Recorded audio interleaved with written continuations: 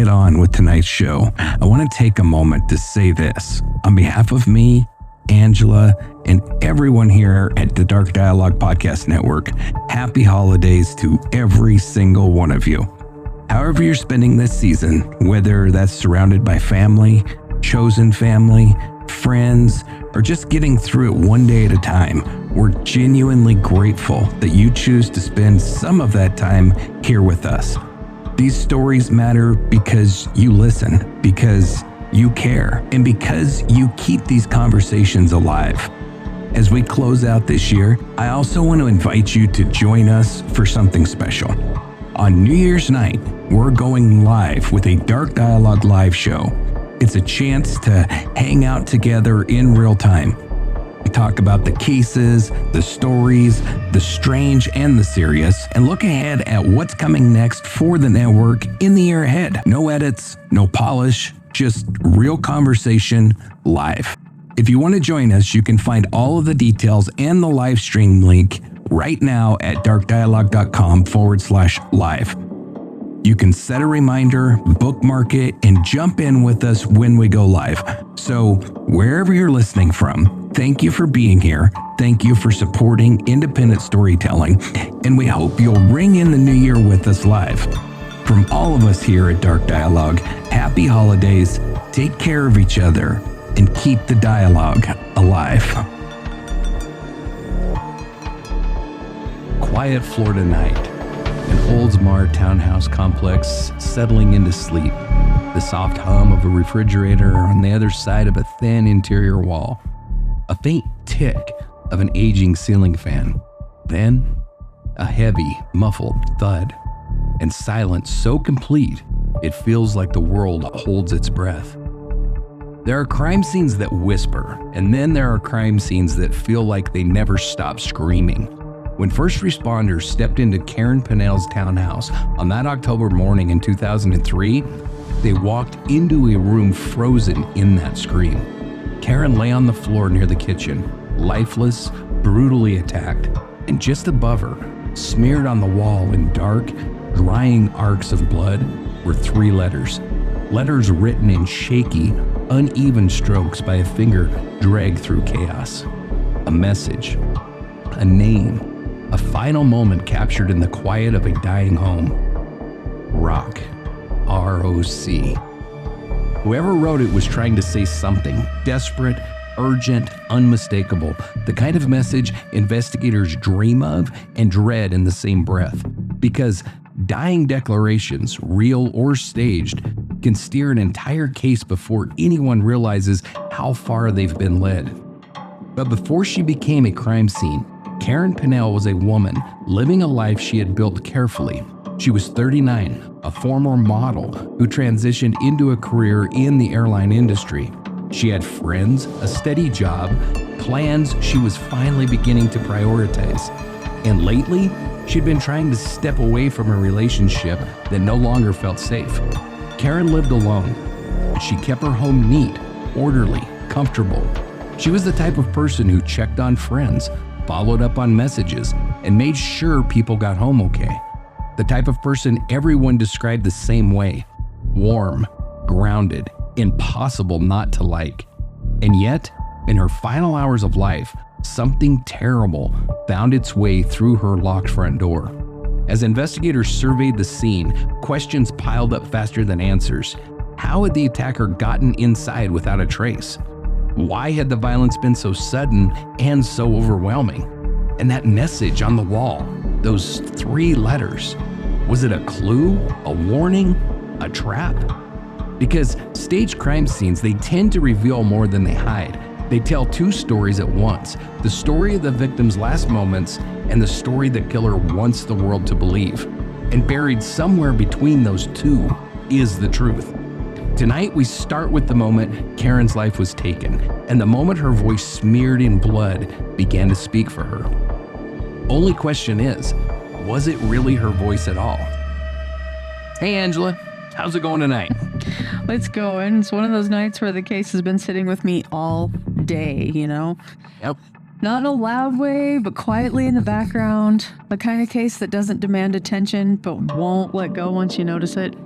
Yeah, this one does that. I've been carrying it around for a long time too.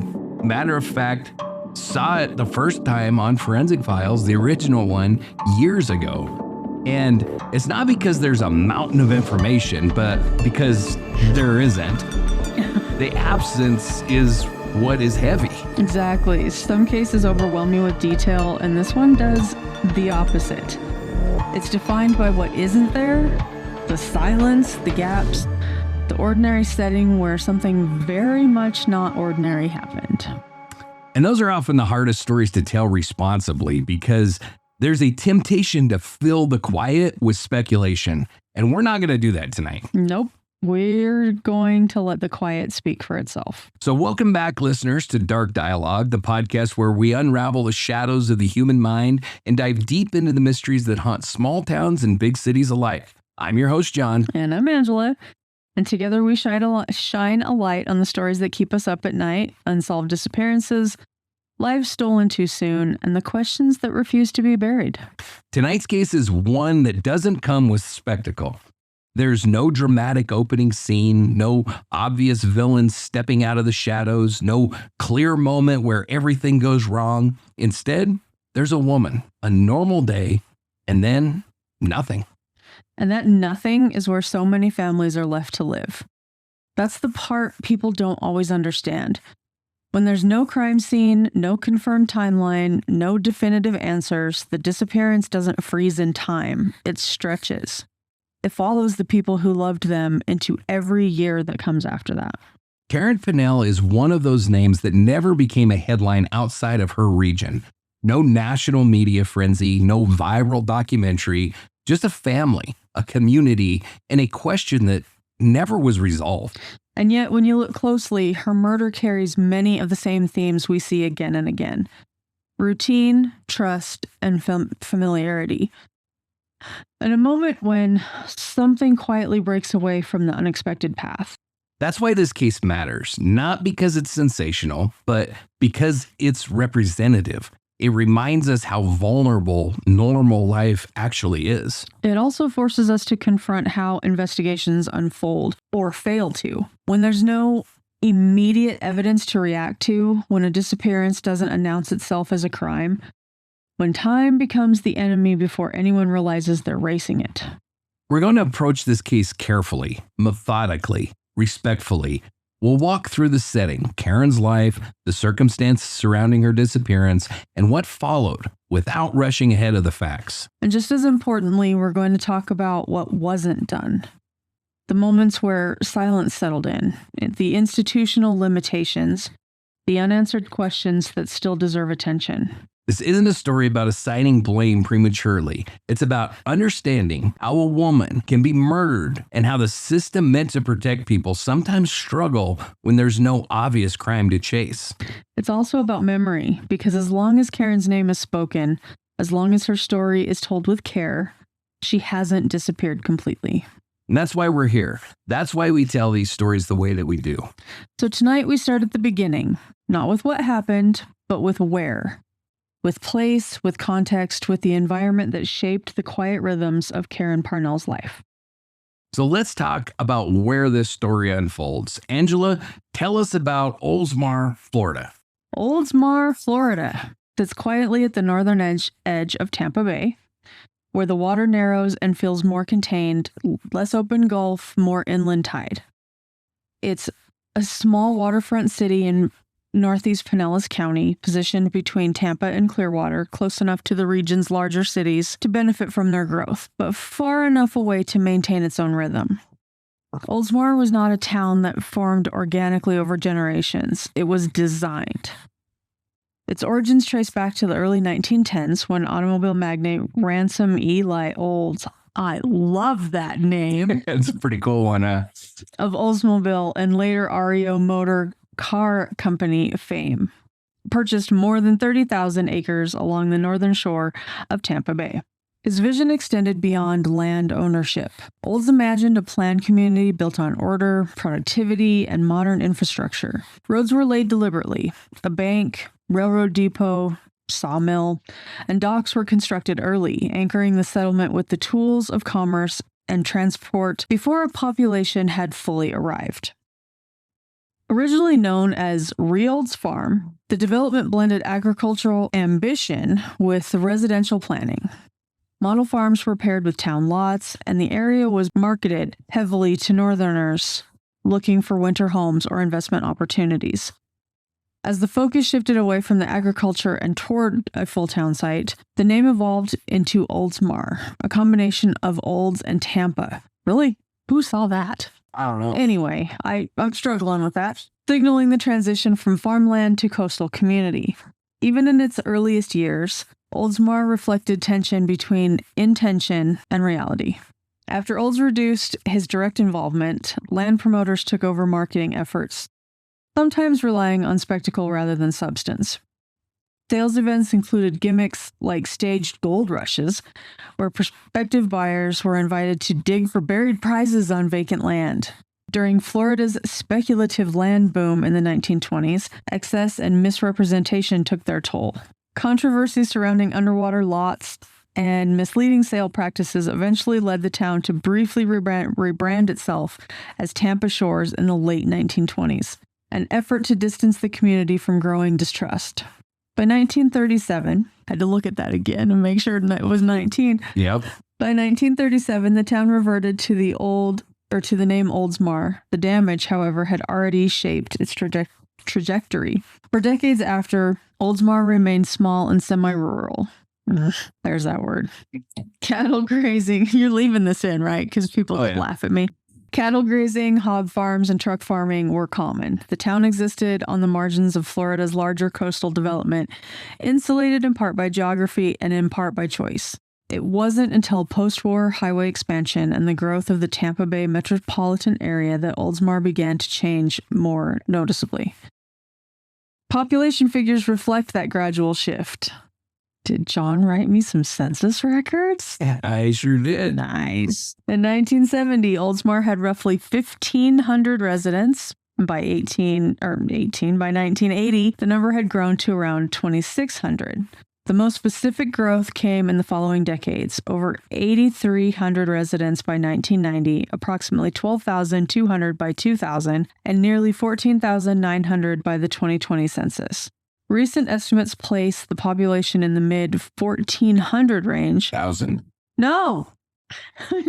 I'd just like you to correct me. I missed a zero. Thank you. Recent estimates place the population in the mid-14,000 range. Showing modest. How do you put up with me? Now you got to read that without that big emphasis. I know. How do you put up with me? Recent estimates place the population in the mid-14,000 range, showing modest fluctuations rather than rapid expansion. Today, Oldsmar occupies a demographic middle ground. It is neither a rural town nor a large city. It functions as a suburban community tied closely to the broader Tampa, St. Petersburg, Clearwater economy, while still maintaining a distinct local identity. That identity is reinforced through public spaces and community planning. Parks, walking trails, and waterfront access feature prominently in how Oldsmar presents itself. R.E. Olds Park, named after the city's founder, I don't know why that struck me funny, serves as a focal point for public gatherings and events, reinforcing a sense of continuity between the town's past and present. From a public safety perspective, Oldsmar is generally regarded as stable, something I'm not. Crime data places the city slightly below national averages overall, with violent crime rates remaining relatively low year to year. Property crime, particularly theft and vehicle-related offenses, accounts for most reported incidents. On paper, Oldsmar reads as predictable and manageable. Perception plays a powerful role in places like this. Oldsmar is a city shaped by routine. Commutes to nearby cities, evenings near the water, familiar streets, and repeated patterns. It's the kind of environment where people assume irregularities will stand out quickly, where someone going missing would immediately register as wrong. The city has also produced an unusually high number of professional athletes and figures for its size, particularly in baseball, basketball, and football. While those names bring a sense of pride, they exist alongside the far more common experience of daily unremarkable life, the kind defined by schedules, neighbors, and consistency. Oldsmar sits within Pinellas County, a peninsula county bordered by Tampa Bay and the Gulf of Mexico. Is it still the Gulf of Mexico? No, it's the Gulf of America. Yeah, it's the Gulf of America now. 100%. Pinellas is one of Florida's most densely populated counties, known for tourism, beaches, and long-established coastal cities like St. Petersburg and Clearwater. Oldsmar differs from those communities. It is more inland, more controlled, and less shaped by transient tourism. That distinction matters. Oldsmar is not a place people associate with instability. It is designed to feel orderly, safe, predictable. And in communities like this, disruption doesn't arrive with noise or warning. It often reveals itself slowly, through absence rather than action. Understanding Oldsmar means understanding the contrast. The city built intentionally, a population shaped by steady growth rather than upheaval, a place where routines carry weight and where silence, when it appears, can linger far longer than expected. Thank you, Angela. You're so welcome, I guess. So, Karen Pannell was born in Germany, the daughter of a United States Air Force serviceman, into a life shaped early by movement, structure, and adaptability. Like any Army brats, any military kids. Military families learn quickly how to make a sense of home wherever they happen to land, and Karen grew up doing just that. Adjusting to new places, new routines, and new faces with an ease that would later become one of her defining traits. Eventually, the family settled primarily in Florida. Karen was one of 6 children and the only girl among 5 brothers. That position shaped her in quiet but lasting ways. She learned how to speak up without forcing attention, how to move comfortably in male-dominated spaces, how to be warm without being fragile. Her brother Michael would later describe her as someone who could strike up a conversation with anyone, the kind of person who made strangers feel like acquaintances within minutes. Family members consistently described Karen as upbeat, social, and emotionally open. When relatives spoke with her in the period leading up to her death, there was no warning signs, no expressions of fear or unease about her life. She sounded busy, engaged, content. Whatever stress existed in her world, it wasn't something she carried outwardly. Karen grew into adulthood with the same ease of connection. She built a career rather than drifting into one. By the early 1990s, she was working for American Airlines at Tampa International Airport, a job that she would hold for roughly 12 years. In the airline world, longevity matters. It speaks to reliability, interpersonal skills, and an ability to manage constant change, and Karen did all of that well. She worked in customer service, a role that demands patience, composure, and an emotional intelligence that can't be trained into someone who doesn't already have it.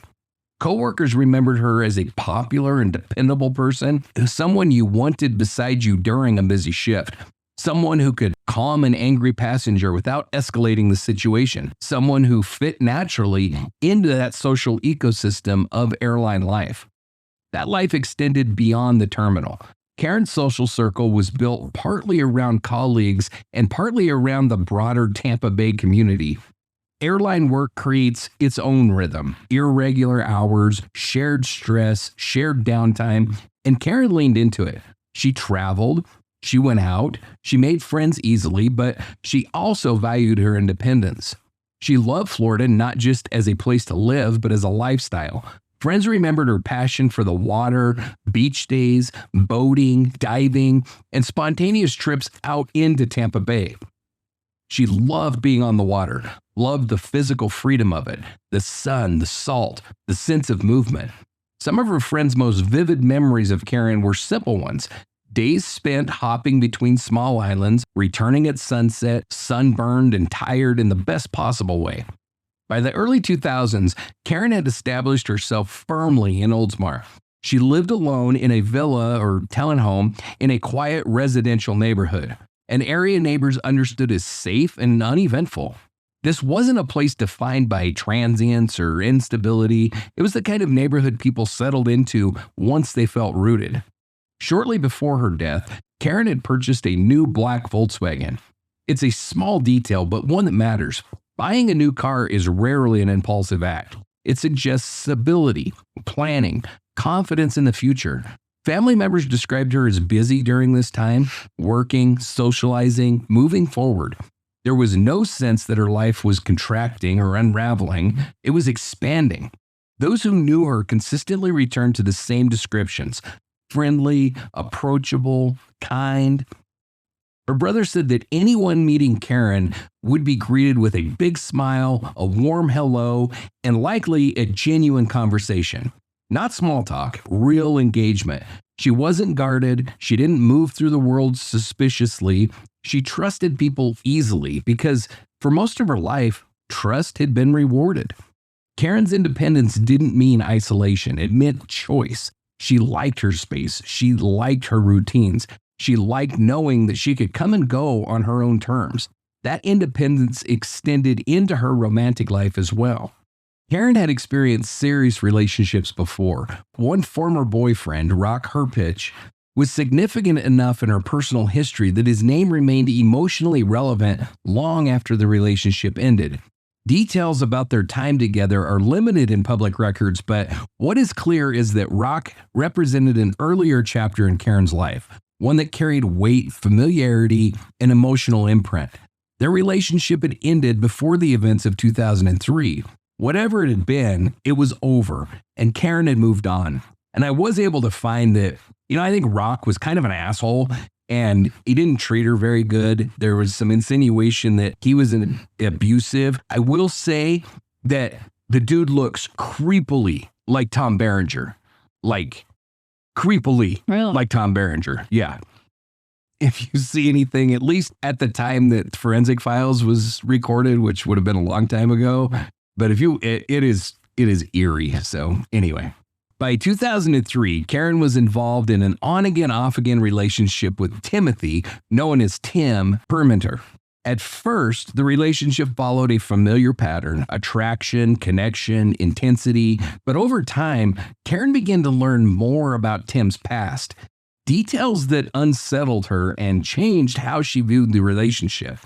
Tim had a turbulent history, marked by manipulation and criminal behavior, including involvement in pimping. These were not things that Karen knew at the outset. When she did learn them, her perspective shifted. Friends and later court testimony would describe her growing discomfort, not just with his past, but with his behavior, controlling tendencies, pressure, a dynamic that no longer felt safe or balanced. Karen did not accept that dynamic quietly. She attempted to end the relationship.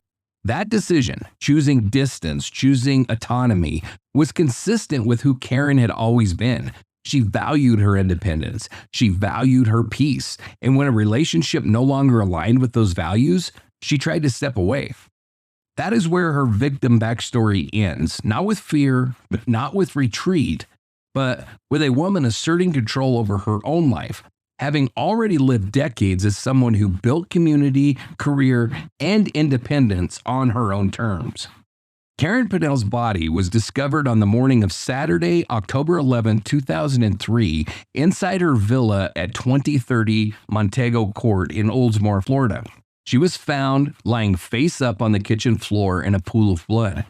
The person who discovered her was her on-again, off-again boyfriend, Tim Permenter. According to statements later given to law enforcement, Tim said that he came to Karen's home that morning, entered the residence, and found her unresponsive on the kitchen floor covered in blood. He then called 911 to report that she was dead.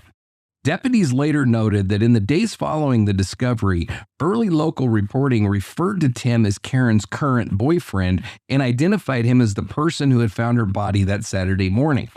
During the 911 call, which would later be played in court proceedings and documentaries, Tim sounded distraught and emotional.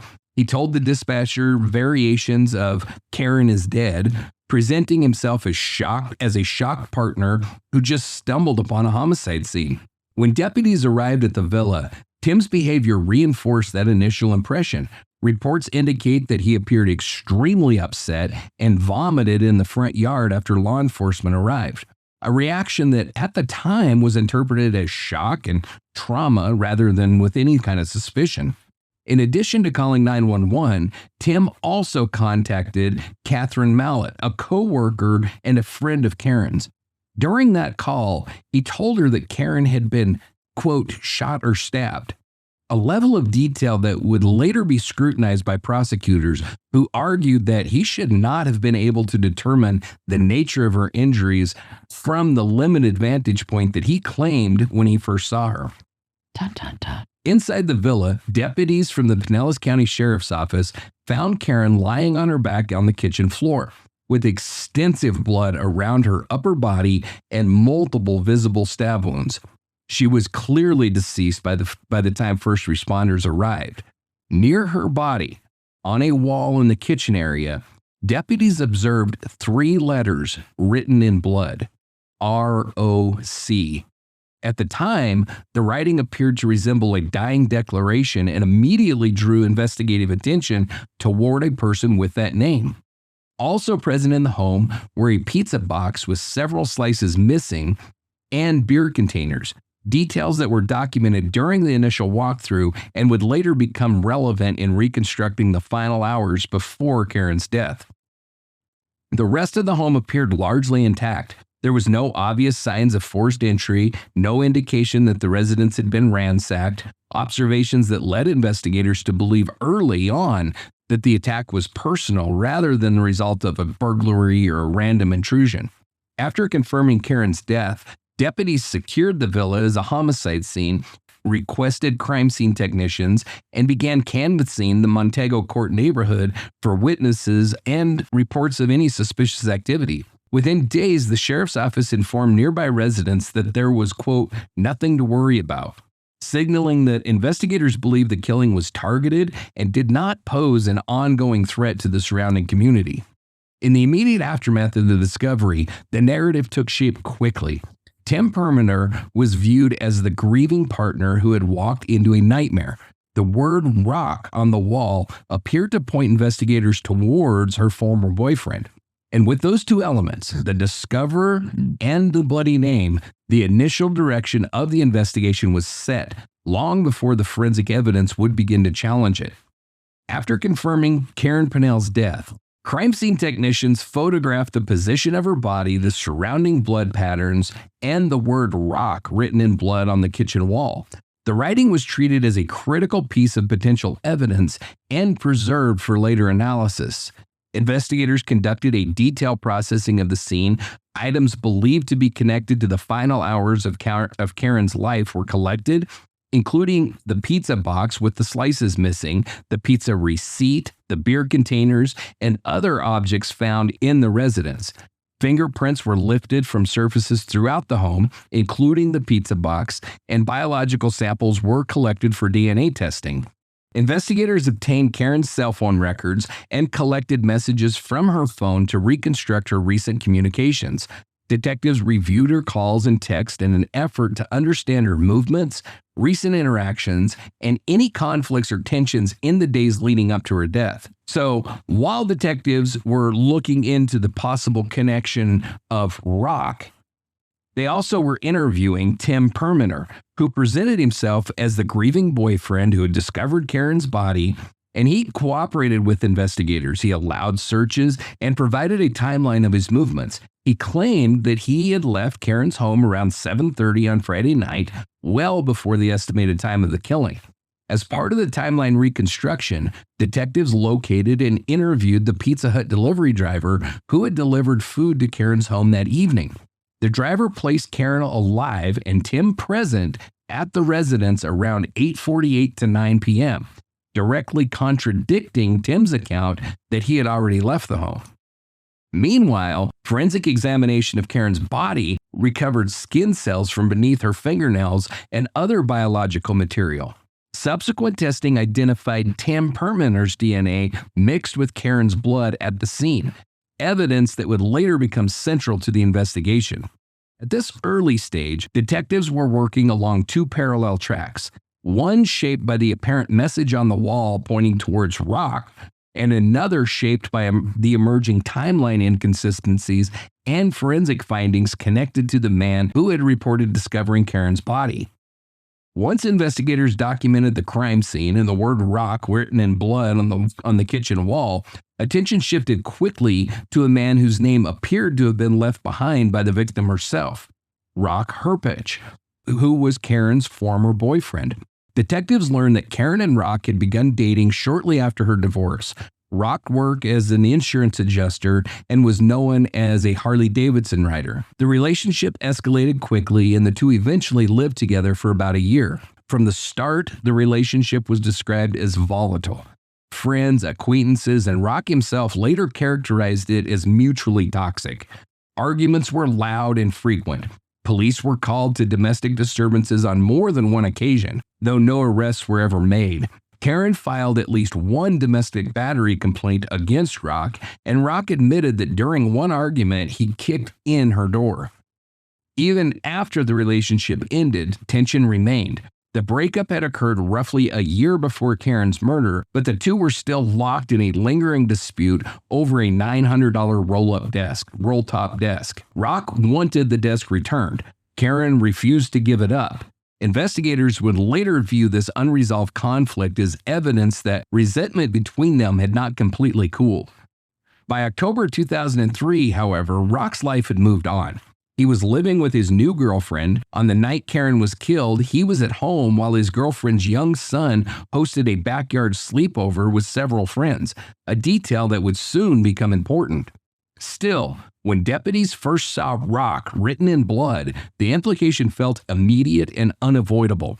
Investigators initially treated the writing as possibly a dying declaration. The name matched a former boyfriend with a documented history of domestic conflict. From an investigative standpoint, it appeared to be a rare and direct accusation. Even Tim Perminer reinforced this early framing. During interviews, he told detectives that Karen had a, quote, rocky relationship with an ex-boyfriend named Rock, pointing investigators further in that direction. In the earliest phases of the case, detectives essentially treated Rock as their primary suspect. Internally, the narrative appeared straightforward: a volatile ex-boyfriend, a history of domestic violence, unresolved disputes, and a name written in blood above the victim's body. Rock understood the gravity immediately. When he became aware of the murder and saw press coverage describing the crime scene, he later said his first thought was that no one would ever believe that he hadn't done it, because his name was literally written in Karen's blood. Detectives pulled records documenting Rock and Karen's history together. They reviewed prior domestic violence complaints, police responses to loud arguments, and reports describing physical confrontations that included objects being thrown during fights. They also noted Rock's past drug issues and minor legal troubles, factors that added to his perceived risk profile. Investigators then went directly to Rock. They informed him that Karen had been murdered and confronted him with the fact that Rock had been written on the wall near her body. Rock did not deny the volatility of their relationship. He acknowledged the screaming matches, the police visits, and the fact that they had been bad for each other. Rather than minimizing the past, he openly described it as toxic. At the same time, detectives treated him not just as a person of interest, but as someone who could plausibly be the killer. Rock was subjected to physical examinations. The bottoms of his feet were photographed. His fingernails were clipped. Investigators were preparing to compare any trace evidence from his body against material recovered from the crime scene. They also moved quickly to verify his alibi. Detectives confirmed that on the night of the murder, Rock was at home with his current girlfriend. The presence of her son and several other children attending the sleepover provided multiple independent witnesses, placing Rock at that location during the critical time frame. As forensic results began coming in, the picture shifted. There was no physical evidence tying Rock to the stabbing. Blood pattern analysis began raising questions about the timing and the authorship of the writing on the wall.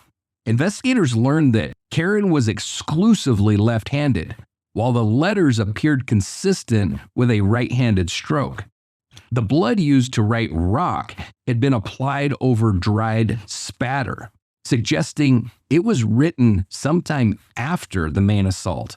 Piece by piece, the assumption that the message was a genuine dying declaration eroded. With a corroborated alibi, no forensic link to the scene, and growing evidence that the writing itself was staged, detectives ultimately cleared Rock Herpage as a suspect. What initially looked like a case solving itself, a violent ex named in blood, began to look like something else entirely, a frame job. As the investigation continued, forensic results began arriving that fundamentally altered how detectives understood the scene inside Karen Pannell's kitchen. Examiners recovered skin cells from beneath Karen's fingernails, along with other biological material collected during the autopsy and scene processing. Laboratory testing later identified Tim's DNA mixed with Karen's blood at the scene, physical evidence that placed him in close contact with her during the violent encounter. At the same time, blood spatter and pattern analysis focused on the writing on the wall. Examiners determined that the word rock had been written over older, already dried blood spatter. This finding was critical. It meant the writing was not created during the assault itself, but after the main attack had already occurred, the significant bleeding had taken place, and enough time had passed for blood to dry on the wall. That conclusion directly undermined the idea that the word was a dying declaration written in Karen's final moments. Further analysis raised additional problems with the theory. Investigators noted that Karen was left-handed. While the letters on the wall were consistent with a right-handed stroke, the height of the writing also drew scrutiny. Given the nature of her injuries, including evidence suggesting that she was likely paralyzed by the first stab, examiners found it improbable that Karen could have stood, reached the wall at that height, and deliberately written the letters herself.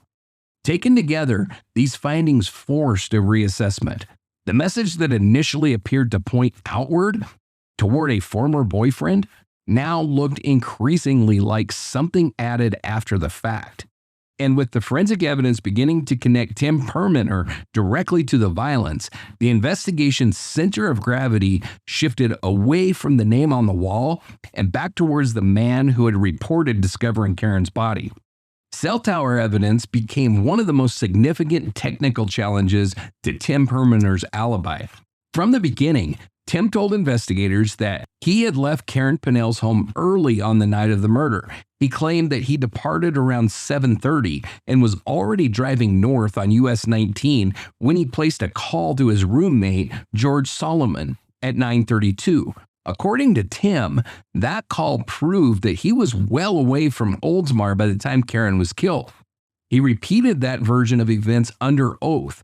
On the stand, Tim testified that he had only, quote, popped in briefly at Karen's home, left while she was still alive, and made the 9:32 p.m. phone call as he headed toward Newport Richey, not from anywhere near her neighborhood. Investigators tested that claim. Prosecutor Brian Nalvin subpoenaed Tim's T-Mobile phone records, obtaining not just the call logs, but the associated cell tower routing data for more than a dozen calls made around the time of the homicide. Those records were analyzed by a T-Mobile network engineer, identified in court testimony as Sean Sparks. Sparks testified that the 9:32 p.m. call did not route through a cell tower along US Route 19 miles away, as Tim claimed. Instead, the call connected through a tower located very close to Karen's home. According to the engineer, the call was likely made from near Pannell's house and bounced off a tower estimated to be between 1/3 of a mile and 1 mile from her residence. That placement directly contradicted Tim's account of being on the highway heading north. It placed him in the Oldsmar area at the time when he claimed that he had already left. The tower data also aligned with other evidence investigators were already weighing. The Pizza Hut delivery driver independently placed him inside Karen's home around 8:48 to 9 p.m., speaking with Karen at the door while Tim stood nearby. That observation conflicted with Tim's assertion that he had left by 7:30. In addition, 3 neighbors later testified that they saw Tim's BMW parked outside Karen's home at multiple points during the night around 10 p.m., 2 a.m., and 5 a.m. Those sightings suggested repeated presence rather than an early departure.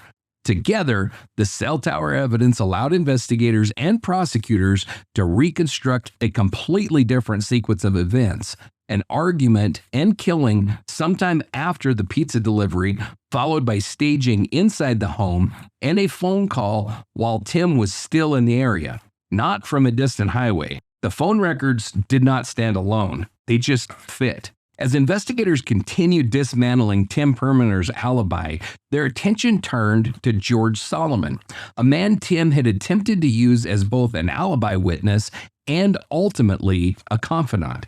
George Solomon was Tim's friend and former co-worker. The two had worked together at a car dealership on Gulf to Bay Boulevard, and during a period when George was separated from his girlfriend, he had lived with Tim as a roommate near the dealership.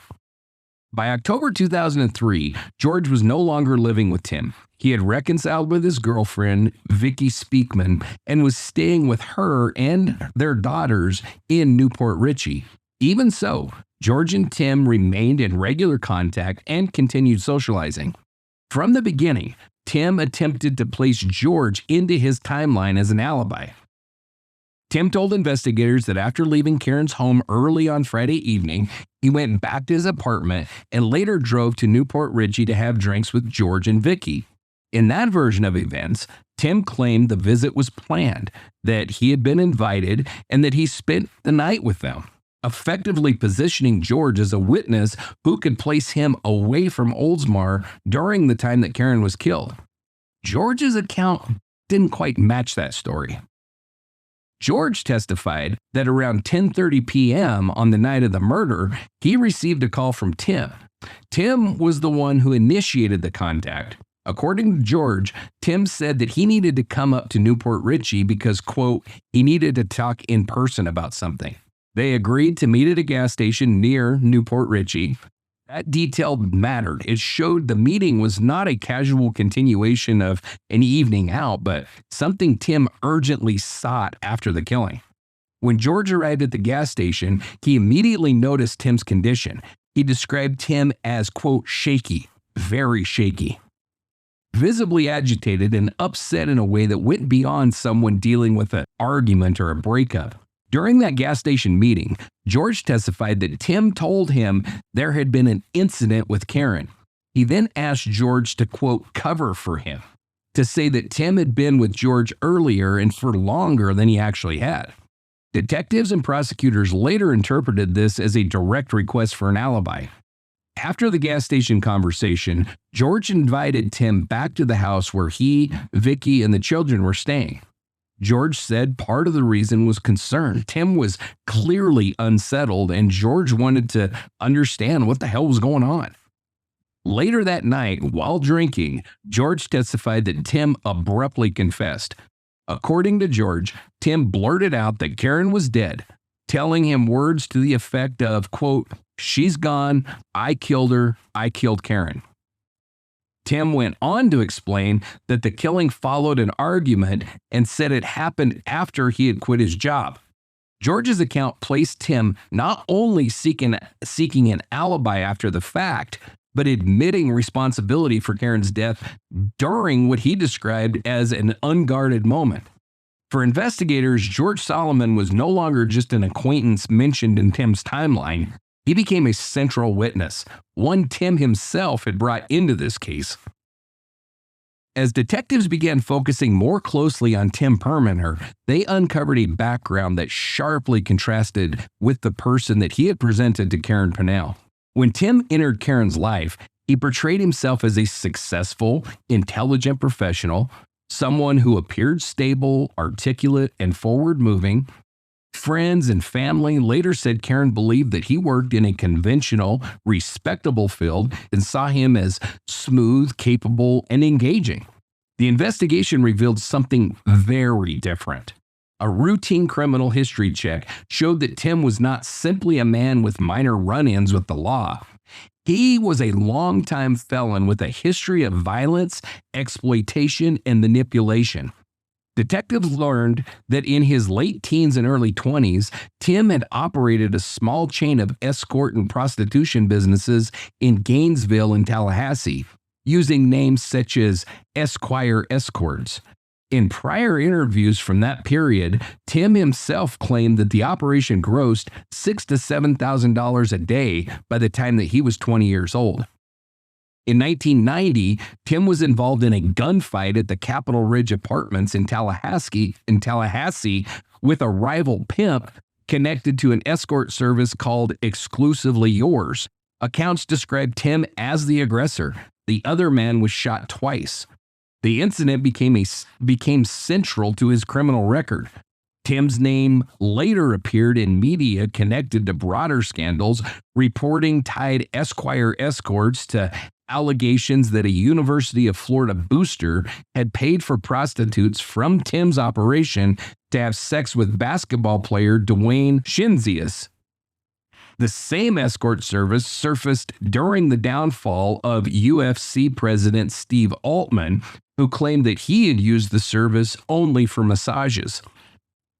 Beyond the escort business, detectives confirmed that Tim had served approximately 12 years in Florida State Prison for attempted murder, a conviction tied to the Tallahassee shooting. By the time Karen was killed, Tim was on probation. Later documentation and commentary described him as, quote, a 16-time felon, with convictions and charges spanning fraud, violence, and related offenses, a far cry from the professional image that he had projected. Was it actually 16? Yeah. Okay. Yeah, I mean, I didn't go through everything, but he's a total piece of shit. So investigators also learned how Karen herself became aware of his past. During an earlier domestic-type 911 call involving Tim, a patrol deputy responded to Karen's home. While on scene, the deputy ran Tim's information and saw that he was on probation for attempted murder. Recognizing the seriousness of what he had uncovered, the deputy made the decision to inform Karen directly. He told her that Tim's criminal history and probation status were public record and warned her about who she was involved with. For Karen, this information was a turning point. Friends later said that when she began dating Tim, she knew none of this.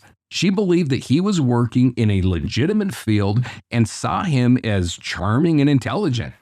The revelation that he had been a pimp and a violent felon came months into their relationship, not at the beginning. Karen confided that she was disturbed by what she had learned and that this was not the life or the history that she had signed up for. According to later reporting and case summaries, her discovery of Tim's past was one of the primary reasons that she decided the relationship had to end. Despite the decision, Tim continued trying to stay close. He presented himself carefully to Karen's family. He attempted to maintain access, but investigators would later frame the situation as one in which Karen had seen behind the mask and was actively trying to disengage. In the investigative narrative that followed, Tim's background became critical to understanding motive. Detectives and prosecutors described a pattern: a former pimp, accustomed to control, a man who had already resorted to gun violence, and a felon facing a girlfriend who now knew the truth and wanted out. George Solomon's testimony that Tim said the killing followed an argument after he had quit his job and that Karen wanted to end the relationship fit squarely into that framework. For investigators, Tim's hidden past and Karen's belated discovery of it formed the emotional fuse. Once she knew who he really was and moved to leave, a man with a documented history of violence and exploitation reacted in the way that he had before, with force, and this time it was fatal. Advocates and researchers use the phrase exit ramp danger zone to describe a critical reality in domestic violence cases.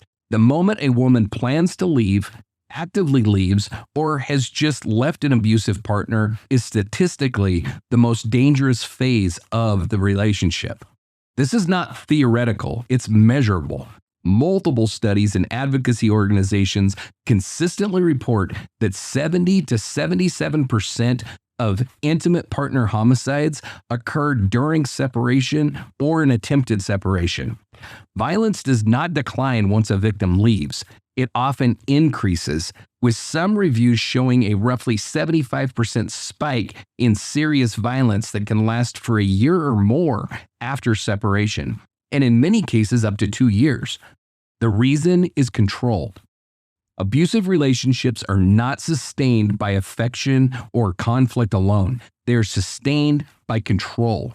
When a victim begins to leave, that control erodes. For an abuser, the loss of control is frequently the trigger that turns coercive or emotional abuse into physical abuse, or escalates existing physical abuse into lethal force. Researchers and advocates see the same pattern repeatedly during this phase. In the pre-departure stage, victims often plan quietly. They gather money, secure documents, arrange transportation, identify safe housing. This secrecy is not deception, it's survival. Economic dependence and isolation are two of the largest barriers to leaving safely. As the abuser senses withdrawal, fewer calls, emotional distance, hidden belongings, legal consultations, behavior often escalates. Monitoring increases, phones are checked, digital surveillance intensifies, interrogations become constant, threats turn explicit. Statements like, "If you ever leave me, I'll kill you," are not rare during this phase. The immediate separation window, the hours, days, and weeks just before or after leaving, is the most lethal point. This is when researchers see sharp increases in strangulation, use of weapons, forced entry, and ambushes at predictable locations such as the victim's home, workplace, or during child exchanges. Even after physical separation, danger does not automatically end. Many abusers shift to post-separation coercive control, using courts, custody disputes, finances, and repeated legal filings to maintain power. Advocates describe this as abuse by proxy, where institutions are used as tools to continue harassment, surveillance, and punishment. Because of these patterns, recent or impending separation is treated as a standalone lethality risk factor in many domestic violence risk assessments. It sits alongside other high-risk indicators such as prior strangulation, threats to kill, access to weapons, and obsessive jealousy. Hotlines and advocacy organizations consistently emphasize that the first 12 to 18 months after leaving remain especially dangerous. Many of the most serious injuries and homicides occur in that window, not during the relationship's early volatility, but during its attempted end. This is why advocates push back so strongly against the phrase, "just leave." Leaving is not a single act. It is a process, and it's one that requires planning, support, and timing. Survivors are urged to create structured safety plans that may include confidential shelter options, legal protections, financial preparation, and controlled methods of departure. National and local hotlines frame separation as a medical-level risk event, not a spontaneous decision point. In short, the exit ramp is not freedom. It is the most dangerous stretch of the road. By the time investigators finished pulling apart the evidence, one thing was clear long before a courtroom ever heard the case. This wasn't a mystery born out of randomness. It wasn't a stranger in the night. It wasn't chaos without context. Karen Pannell was doing something millions of women try to do every year. She was stepping away from a relationship that no longer felt safe. She was reclaiming space, reclaiming agency, reclaiming her life. And in domestic violence cases, that moment, the moment control slips, is often the most dangerous one of all. The word written on her wall tried to tell a different story, pointed outward. It suggested an old conflict, an old rage, an old villain. For a time, it worked. It redirected attention, it bought time, it nearly rewrote the narrative of her death. But evidence doesn't care about performance. Forensics don't respond to emotion. Cell towers don't bend to alibis, and people who are asked to lie often end up telling the truth instead. What investigators uncovered was not just who was responsible, but why the story was staged the way it was, why blame was redirected, why control had to be reasserted even after Karen was gone. This episode ends where many victim stories do, at the edge of separation, at the point where warning signs are clearest and danger is highest. Next time, we step into the courtroom. We examine how the state dismantled the lie piece by piece, how the evidence was presented, and how a man who tried to rewrite Karen's final moments was ultimately confronted with the truth that he couldn't escape. Because Karen Pannell's voice was not written on a wall. It was carried forward by evidence, by testimony, and by the refusal to let her story be rewritten. And that's where we'll continue. Before we step any further into evidence, testimony, verdicts, we need to pause and return to the person at the center of this story. Karen Pannell was not a case file. She was not a crime scene. She was not a cautionary headline. She was a woman who built a life. Karen grew up in a military family, learning early how to adapt, how to connect, and how to make herself at home wherever she landed. That ease with people stayed with her. Friends and family remembered her as warm, outgoing, and genuinely kind. Someone who could strike up a conversation with anyone and make it feel natural, not forced. She worked hard. She built a career in airline customer service, a job that demands patience, empathy, and resilience.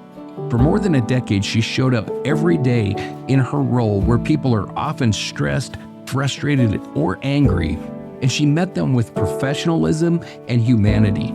Coworkers described her as reliable, well-liked, and easy to work alongside. Outside of work, Karen loved the life that she had chosen. She loved Florida, she loved the water, she loved being outdoors, boating, diving, spending time with friends under open skies.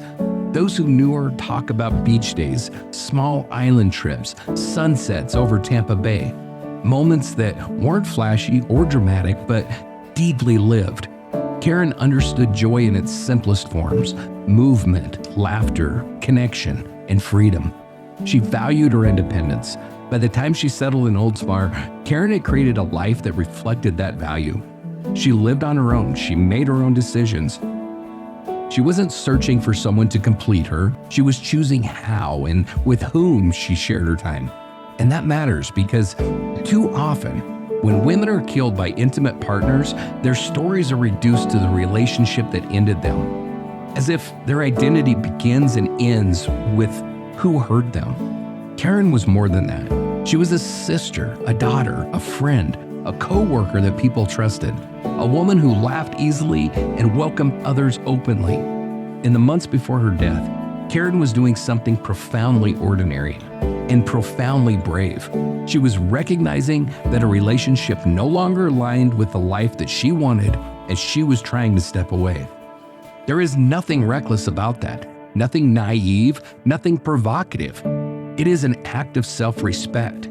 Karen did not cause what happened to her. She did not miss the signs in a way that makes her responsible. She did not invite violence by wanting something better for herself. The responsibility belongs solely to the person who chose to harm her. In telling Karen's story, our obligation is not just to explain how she died, but to honor how she lived, to remember her as a whole person, not a lesson, not a warning label, not a statistic. This tribute is not the end of that remembrance, it's the beginning.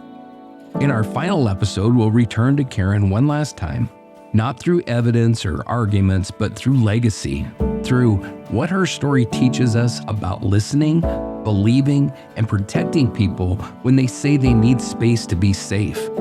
Karen Pannell deserved more time, and she deserved to be remembered for far more than the violence that took her life. We need to stop pretending that leaving an abusive relationship is simple. It isn't. For decades, survivors have been told some version of just leave, as if Walking away is a single decision, rather than a dangerous process that unfolds under constant threat. Research and advocacy work and lived experience all say the same thing. Leaving is often the most dangerous moment, not the safest one. That doesn't mean leaving isn't worth doing. It means it needs to be done carefully and with support. If you or someone that you know is in immediate danger, the priority is survival. In the United States, that means calling 911 right away. But many situations fall into a quieter category where danger is real, but not yet explosive. That's where planning matters. Advocates stress that leaving should be treated like a high-risk event, not an impulsive move. For many survivors, the safest first step isn't packing a bag, it's talking to someone who understands the risks.